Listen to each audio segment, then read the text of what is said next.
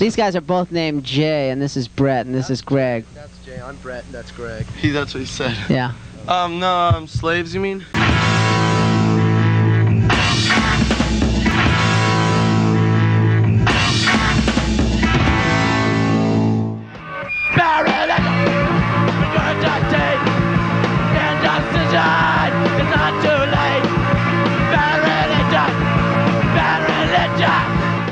Bad Religion. Yes. Uma banda muito importante. Teve um destaque muito grande, foi muito influente, então a gente parte desse princípio. Uma banda consistente, longeva. Sim. Né, desde 1980, ainda em atividade. E é uma banda que, vamos dizer assim, colocou o punk rock de novo no mapa da música mundial, né? Uma banda do chamado Soul Call, que é Southern California. Eles eram de San Fernando Valley. Ou seja, o São Fernando Valley é bem lá no suburbão mesmo, né, cara? De Los Angeles. De Los Angeles, né? Então o pessoal de Hollywood... Esses caras do Valley. Do Valley. Sou do Valley. Os do Valley não tinham moral, velho. You know, oh, you're from the Valley. 3 caras que formaram Bad Religion. Primeiro, Greg Graffin, vocalista da banda, multi-instrumentista, o único cara que ficou na banda todo esse tempo.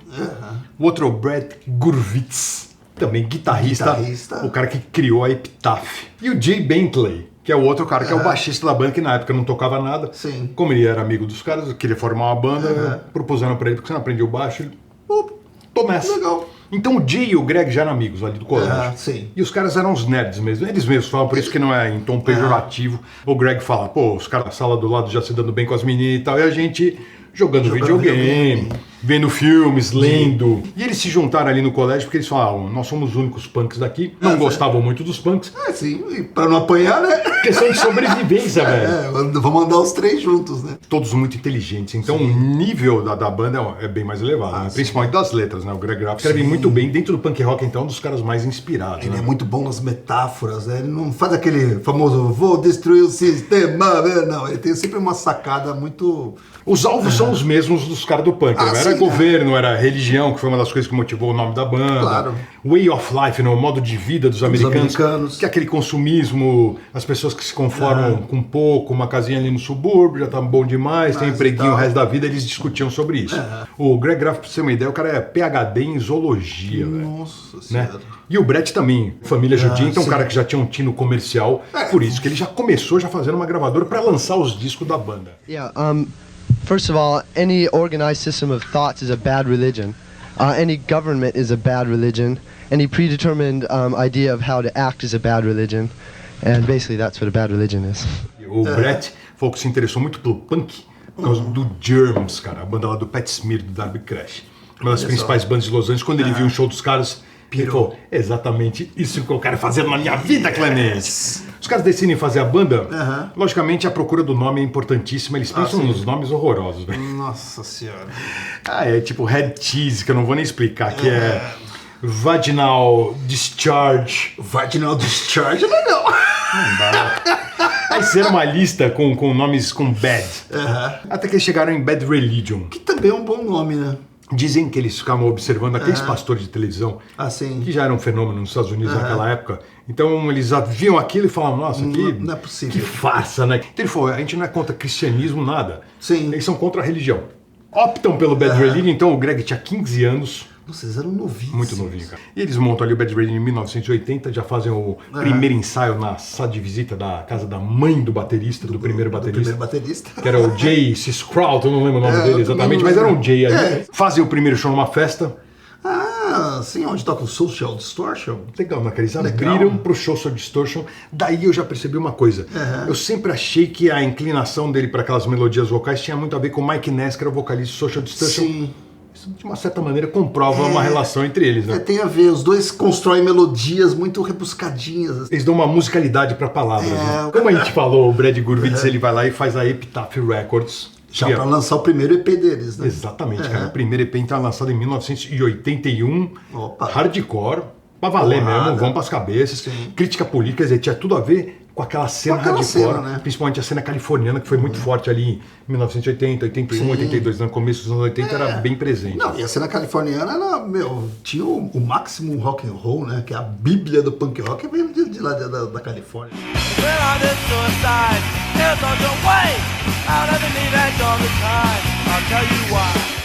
Pra gravar o primeiro disco, logicamente, eles precisam de grana. Sim. Né?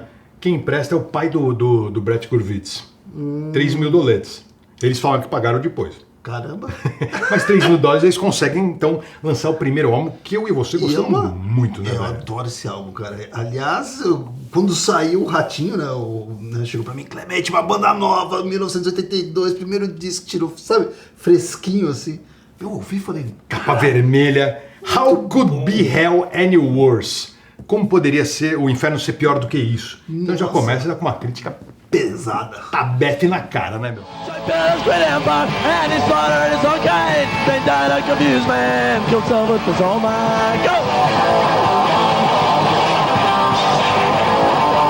Eles fazem esse hardcore, então, Sim. rápido, melódico, com Melódico. bastante melodia. É um pouquinho diferente do que o... Do que é o Bad Religion hoje, né? Exatamente, o Greg, você vê que ele estava desenvolvendo aquela tendência para as melodias e faz sucesso ali na cena. Sim. Vende 12 mil cópias, não tá bom, cara? Pô, muito bom, né? Numa época que Que era A bem a divulgação. cena alternativa mesmo. Não tô falando de mercado, nada, né? era bem underground. Bem né, underground, cara? né? Apesar dessa boa recepção e tal do disco, e de ter vendido bem, o Jay Bentley sai, o batera também, os dois Jays saem, cara. Caramba. Eles trocam a cozinha da banda.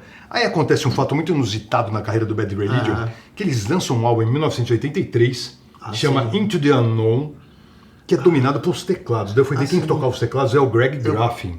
Ele é tecladista, né? Pô, ele toca muito bem, inclusive. Sim. Cara, eu gosto muito desse álbum, velho, mas eles detestam, porque é muito diferente do som hardcore. Eles abandonaram o hardcore, falam que tem tendências progressivas. Então é isso que eu ia falar, é um disco progressivo praticamente, né? Então, cara, pra mim lembra o Damage, saca? Umas músicas ali do Damage naquela fase mais gótica. Eu não que sei. também. Eu acho um trabalho muito interessante, mas eles odeiam esse álbum. Mas- E o público recebeu muito mal. cara. Então, é por isso que eu ia falar, né? Eles odeiam porque o público recebeu mal, né? Mas foi uma ousadia da banda na época. Sim. Quer dizer, é o único álbum do Bad Religion que tem uma música com mais de 5 minutos. Ó, E ficou 25 anos fora de catálogo.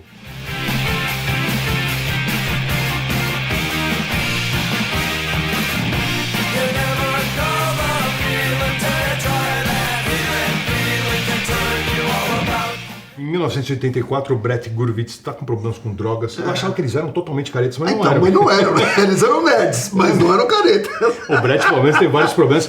Saiu da banda pra se cuidar, cara. Ah, sim. Mas pra substituir o Brett, entra o Greg. O Greg Hudson, que era do Circle Jerks, né? Exatamente, que já tinha participado do primeiro álbum do Bad Religion. O Jay era amigo dele, falou, vai lá no estúdio, grava um solinho. Com uma guitarrinha aí. E ele brinca, o cara veio gravar e nunca mais saiu da banda. I play Nintendo and my television set. And you have Nintendo here, right? Of course. No Super Mario Brothers. Ele garante ali a gravação desse EP, Ah, que o nome é muito significativo, que é Back to the Known. De volta de ao volta conhecido. Eles que tinham arriscado Entrado no desconhecido. que era o Into the Unknown. Quer dizer, eles voltam então às raízes da banda, que era o hardcore. Mas sabe o que é legal? Que eles avisaram o público, estamos de volta ao conhecido. The end is almost here. The sky, the air so nice and clear. The sound of earth decay and the ringing in the air is the screen debris of yesterday. Logo depois a banda se esfacela. Esfacela novamente. Dá um tempinho. O Greg decide, depois em 1986, o Greg Graffin decide voltar com o Bad Religion, começa convencendo o Jay, o baixista original. Sim. Fala pro Jay, o Jay, faz um showzinho com a gente, só e tal, não sei o que. O Jay faz o show. Ah, então, e sabe como é que ele convence o Jay? O Jay fala, só se for as músicas do primeiro disco só, né? Ele não queria tocar as músicas do Into the Unknown, né, do segundo álbum da banda, exatamente, cara. E ele também consegue convencer o Brett Gurewitz a voltar à banda. Opa, Então, o quer dizer, núcleo original ali, né? Então é uma ressurreição, uma segunda fase do Bad Religion. Sim. A gente considera essa primeira fase, então, 2 EPs, os 2 discos, a banda se esfacela, e eles voltam então para aquela trilogia que eles vão lançar, que fez muito sucesso em relação ao sim. hardcore melódico, né, cara? Que começa com Suffer. Suffer, lançado em 1988, o disco foi gravado e mixado em 8 dias. Como todos os discos aí do Bad Religion, é cheio das melodias, se ouvindo sem a voz, as músicas são rapidíssimas, todas são. O Greg Hudson e o Brett se deram muito bem nas guitarras, né, cara? Então é um som bastante consistente, muito melhor do que a maioria das bandas daquela época. Businessman who's master plan controls the world each day. It's blind to indications of his species for decay. Suffer foi um álbum muito influente, muita gente, tipo o cara do NoFX fala, pô, comecei tem uma sim. banda por causa do Suffer, mas o álbum não vende bem. Quer dizer, a influência nem sempre está diretamente relacionada Ligada ao número de vendas, né, cara? Mas foi um álbum que começou a preparar o mercado para isso, porque seria aquela cena gigante de hardcore melódico, né? Abriu o caminho, né, Sim. cara? Logo depois, no ano seguinte, então, eles vão lançar o próximo álbum, que chama No Control. A banda tá inspirada, né? Eles não perdem tempo, não. Fazem o disco, saem em turnê, voltam, gravam o disco, saem em turnê. Essa é a rotina, da banda, dos cara. caras. E o No Control já é um hardcore mais rápido ainda, né? Mantém as tradições da... A melodia de voz. Sabe o que é legal do Bad Religion? Que era uma banda de estrada, de se fazer na estrada, né? Então ela ia conquistando, sempre galgando, né? Cada disco subindo um degrau a mais. And I wanna conquer the world, give all the idiots a brand new religion. Em 1990, então, sai mais um álbum deles, que é o terceiro dessa trilogia, então, da volta, que fez bastante sucesso, que é o Against the Grain. A gente fala que fez bastante sucesso em relação ao underground. Eles ainda não tinham conseguido se destacar perante o grande público, que eles vão conseguir um pouquinho mais pra frente, né, cara? Esse álbum, Against the Grain, vende mais de 100 mil cópias. Você vê? Começou ali 12 mil, 80 mil, 100 mil, então a banda tá em constante evolução, né, cara? O destaque do Against the Grain é aquela música 21st Century Digital Boy, que vai ser depois regravada e relançada. E essa música é muito boa, né? E vai fazer sucesso de novo, quer dizer, eles conseguiram... É um hit, né?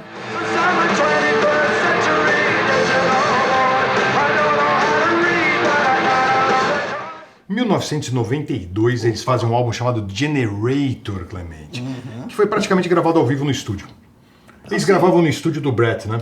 O Brett arrumou um lugar um pouco maior, onde caía a banda inteira. Eles gravavam separado porque não cabia todo mundo.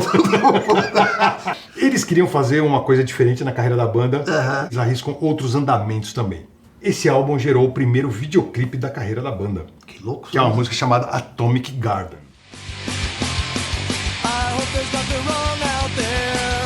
I'm watching from the room inside my room. Então, com esses 4 álbuns consistentes que eles lançaram desde o Suffer, né, cara? Sim. Todos tiveram um bom resultado, chamam a atenção de uma grande gravadora.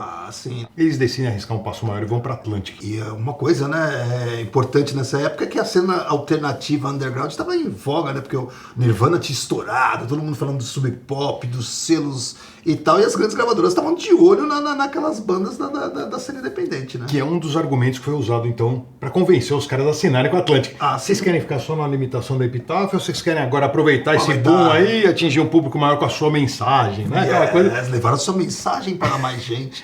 Por isso que eles vão lá e lançam um dos álbuns mais bem-sucedidos até então, em 1993, sabe, aquele Recipe for Hate. Nossa, dos cachorrinhos, né? Dos cachorros na capa, nome muito bom, uma receita pro ódio. Né? Eles tecem sempre a crítica à sociedade americana. É um álbum um pouco mais diversificado. Eles realmente, você vê que tem umas intenções ali de atingir, de extrapolar o underground, que eles conseguem. Eles atingem de fato o mainstream por causa de uma música, principalmente, que é American Jesus. Engraçado que um dos primeiros clipes que eu vi do Bad Religion na TV foi American Jesus, né? Sabe que tem o backing vocal do Ed Vedder, né?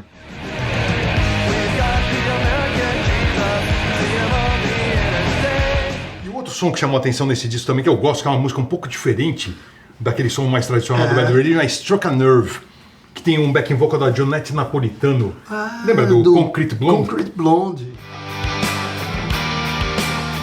There's an old man on a city bus holding a candy cane, and it isn't even Christmas. Em 1994, então, eles lançam Stranger Than Fiction, um álbum muito importante, que é o segundo pela Atlantic, né? Tem que mostrar moral. O primeiro já tem aquela expectativa, o segundo, então, cria mais expectativa ainda. Sim, porque eles estão lá no topo, você tem que se manter no topo, Gastão! E eles conseguem, cara, tem Infected. Infected é uma música que arrebenta, eu lembro muito de apresentar este videoclipe nos meus tempos de MTV, cara. Caramba! You and me have a disease. You affect me. You affect me.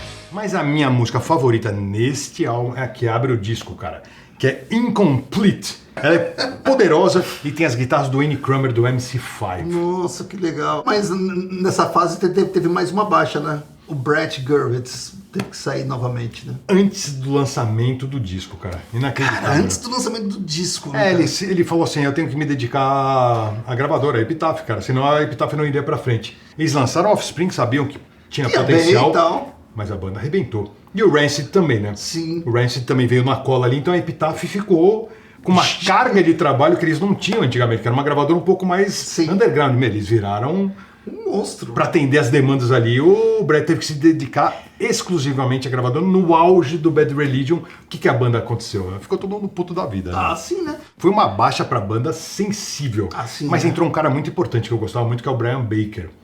Brian Baker, guitarrista do Minor Threat, do Dag Nasty. Ele teve o Junkyard, que era outra banda que era mais hard rock, que eu apresentei muito também no Gás Total. O Brian Baker era um cara que ele era apaixonado pelo som do Bad Religion. Sim. O Brian Baker, ele não tinha nem esperança de entrar no Bad Religion. Mas ele chega e liga pros caras e fala assim, ó, Brett, se um dia sair da banda, você me avisa que eu entro. E fala também com o Greg lá do Circle Disc, fala, ó, se um dia você quiser sair do Bad Religion, eu entro. Um dia o Greg Hutchinson liga pra ele e fala assim, o Brett saiu. Quer tocar? Nossa! Ele vai lá instantaneamente, já entra na banda de cara. Já porque ele tinha tocando, né? tudo a ver com o Bad Religion, né, cara? Um cara que legal foi uma isso. escolha certíssima, velho. Com a saída do Brett, o Greg Graffin, que dividia as composições, não em parceria, mas ele fazia várias, E o Brett fazia fazia várias. várias. Ele se torna o principal compositor da banda. How many devils can you fit upon a match? Curiosity killed the Kerouac cat. 1996, eles querem dar um passo um pouco mais pop, eles lançam um álbum chamado The Grey Race. Mudam tudo, né? Eles sempre gravavam ali na Califórnia e eles vão lá pra Nova York. Electric Lady Studios, que é o estúdio fundado pelo Jimi Hendrix, sensacional, né, cara? Bom gosto. Muito bom gosto. E a produção também, o Greg opta por um cara que ele era fã, que é o Rick Okazaki. Do The Cars. The Cars, cara, que é uma banda que eu não gostava tanto The Cars, era meio new wave, né? Mas era uma banda inteligente, cara. Você vê que era uma banda esperta. É que foi uma banda que, assim, tipo, viu que o punk era muito autodestrutivo e eles saíram fora um pouquinho antes. O álbum funciona, principalmente porque tem um hit gigante que é o Walk.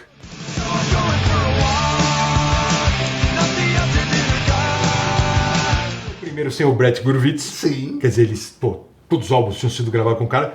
E é o primeiro com o Brian Baker. E é uma mudança sensível, porque é a guitarra, né, cara? Sim. É a mola propulsora ali do som da banda, né? Em 1997, eles vêm ao Brasil para o Close Up Planet, onde tocou os Sex Pistols, Cypress Hill, Mark Ramone The Intruders, Silverchair. Nossa, cara. Inocentes! Vocês tocaram 2 vezes com o Bad Religion, é isso? Tocamos 2 vezes com o Bad Religion. Essa foi a primeira, né? No Close Up Planet, um festival gigante. Que era uma fase importantíssima pra banda, né, cara? Sim, assim, tinha 35 mil, 45 mil pessoas lá naquele lugar. E o Greg Graffin tava com sede de gol, porque ele queria provar pro Brett. Como o Brett já tinha metido o pau no primeiro disco sem ele, falar, esse é o pior disco da banda. Ele queria provar pro cara que ele era capaz de fazer e tocar a banda sem a presença do Brett Gurewitz. É isso aí. Em 1998 saiu o 10º álbum da banda, cara, que é o No Substance. Os caras não param de gravar, né, cara? Inacreditável, cara. E se mantiveram bastante naquele mesmo estilo. Sim, então se torna um pouco cansativo, eu acho. Pra quem não curte ali, pra quem não é fã de hardcore mesmo, é difícil. Então, eu sou fã de hardcore, mas não muito desse melódico. Desse melódico, né? Esse álbum é importante pra banda também, No Substance, então prepara o caminho para uns álbuns mais importantes que eles lançaram. Eles já entram no século ali em 2000 com The New America. Esse álbum eu ouvi muito, esse eu tinha. Então, e é um álbum que praticamente os introduziu para uma nova geração da molecada, né, cara? Ah, pode crer, né? Então, eles conseguiram manter a credibilidade. Eles não entraram com uma banda de tiozinho. Eles entraram com uma banda de credibilidade. De credibilidade, né? O que aproximou muito eles da molecada foi a tour com o Blink e o 182, né? Por incrível que pareça, eles abriram pro Blink 182. Nossa! Acho que o Blink até pedia desculpa. O The New America, eles vão lá pro Havaí, mudam de novo as atmosferas, chamam um cara que o Greg Graffin era muito fã, que é o Todd Rundgren. Né, um produtor muito bom, tem vários discos, eu tenho vários discos da carreira solo dele muito bacanas. Ele foi o cara que criou a Liv Tyler, né? Ele é o padrasto, né, praticamente da Liv Tyler. É um cara que o Greg Graffin botou toda a fé e eles não se deram bem. Isso acontece, Clemente. Acontece, né? O Todd não gostava das linhas melódicas, tentou mudar o estilo do Greg Graffin.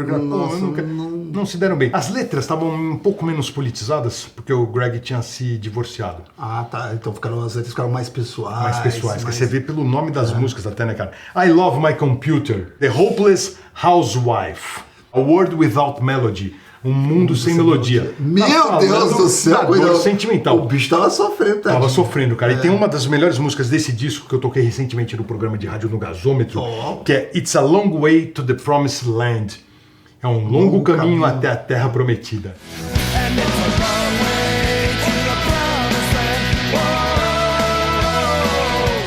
The New America é o último álbum então que eles lançam pela Atlantic. Encerrou o contrato, cumpriram ali as obrigações. Brett Gurewitz volta pra banda e eles voltam pra Epitaph.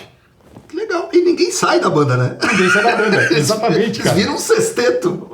Que incrível, né, cara? Uma banda com 3 guitarras, é uma exceção. Porque já tinha o Brian Baker, que já tá há um tempo.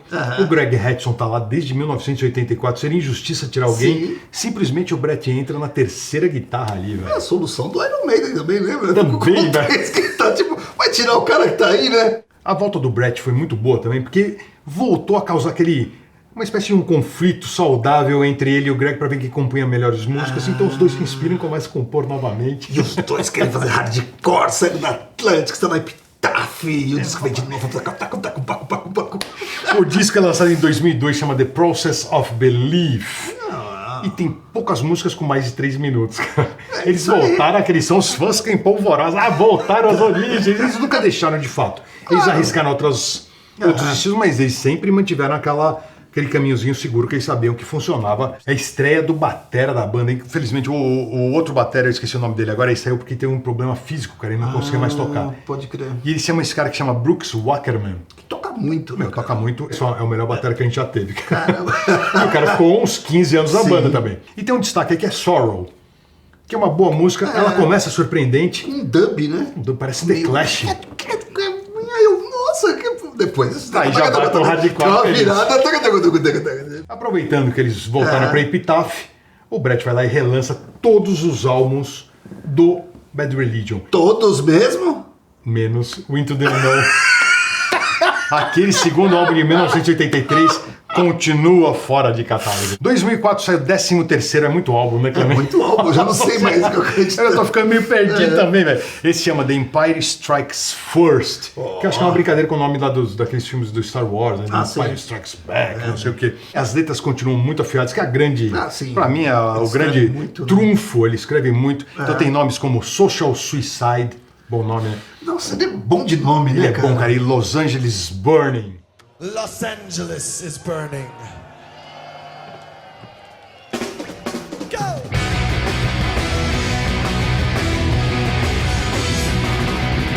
Ele fala que nessa época ele começa a se distanciar um pouquinho do público. Ele vai ficando mais introspectivo com a idade. Então ele vai tendo um pouco mais de dificuldade de saber o que o público dele queria. Mas ele mantém a tradição dele de continuar tecendo os comentários sobre as coisas que ele via. 2007 sai New Maps of Hell, o álbum que foi melhor colocado na parada, no top 200 americano. Ele vai pro número 35. Que louco, né? Que não foram os álbuns da época de gravadora, né? Assim, chegaram a pensar até no álbum duplo. Eles não tiveram nenhum álbum duplo. Eles tinham tanta música. Como eles estão inspirados, né, eles têm mais de 20 músicas, só que eles abortam a ideia e falam, não, vamos pegar as melhores, vamos fazer só um álbum e tal.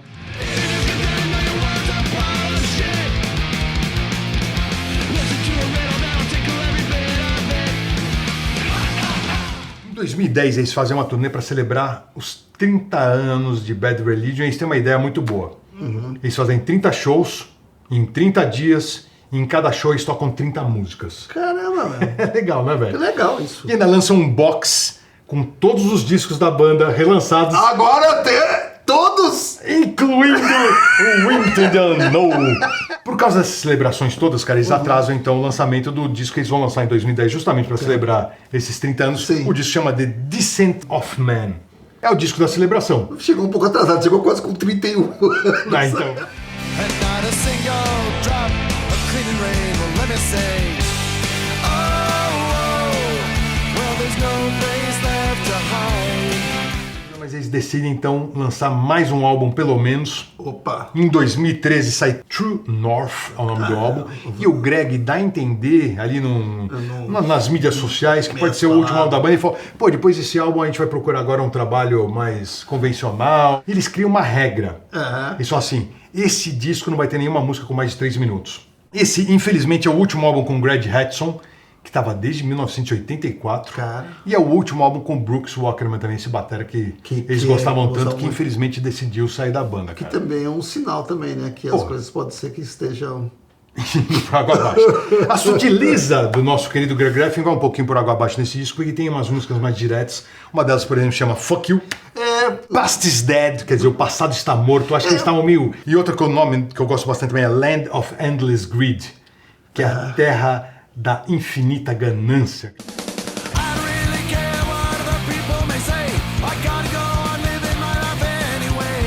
Só que eles lançaram mais um álbum. Eles mentiram porque eles lançaram um álbum com canções natalinas em 2013 ainda. Ah, sim, mas são versões de canções natalinas, né? Então não sabemos o que vai acontecer com o Bad Religion. Eu sei que é uma banda que manteve a credibilidade. Sim. Eles podem ter se repetido durante a carreira, mas arriscaram outros caminhos também. Sempre. E foram responsáveis por muita molecada gostar de hardcore.